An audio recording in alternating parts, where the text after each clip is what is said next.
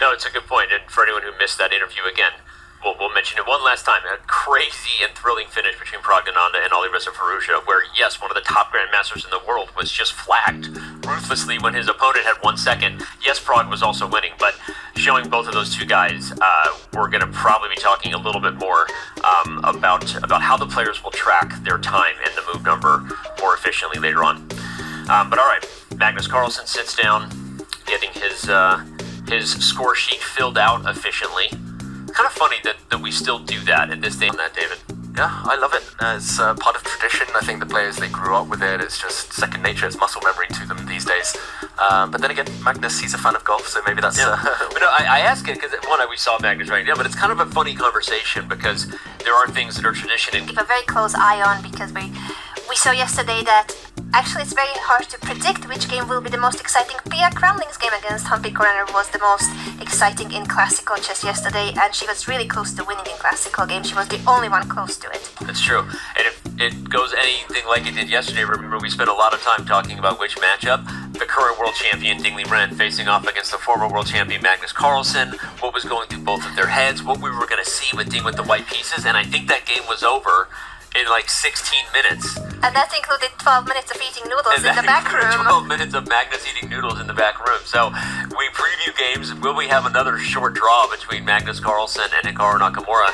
I don't think anyone wants that. And we're seeing a Spanish on the board, a mainline Ruy Lopez now, the Archangel variation. Shout out to Fabiano Caruana, his chessable course there. If you ever want to know anything about that Bishop C5 development, Fabi's an expert. Take that, Anish. Fabiano knows more about that system than you do. Take that, Anish. Okay, David. Is this a preparation for your match against Anish that you're just going to throw shade at him? Anish Giri is not high on my list right now. All right, David, you get to look at the candy store. Which flavor and color would you like to take us to? Yeah, I was going to say, Fabi's forgotten more about the Archangel than I'll ever know about it. But yeah, interesting, Nakamura launching the first small surprise. The Berlin tends to be his go-to weapon, especially against the top guys within E4, E5.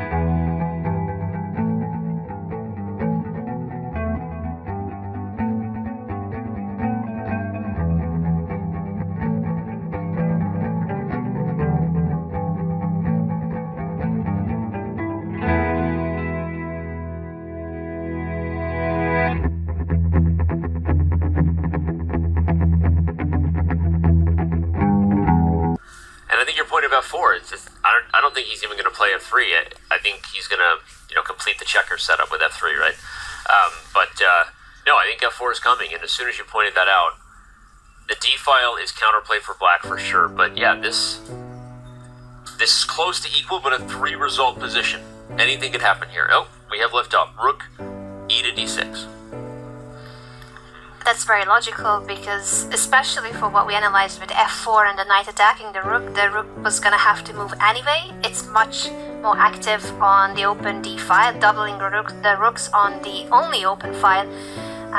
At the same time, there isn't that much going on that open d file. You can go to d2, and then what? Yeah, it's unclear which side wants to trade which pieces right now. Maybe you could try to trade one set of rooks if you're black, and then go behind, go chasing pawns, penises, in the near future. Yeah, I mean, I'm not sure who I would take even at this point. It does feel like Magnus cannot quite go passive just because he's running out of squares for his pieces. He can play the move f3, fine, but then what are you ever going to play in the next few turns? If not f4, the white knights are stuck, the white rooks are stuck, so it feels like it might be the moment.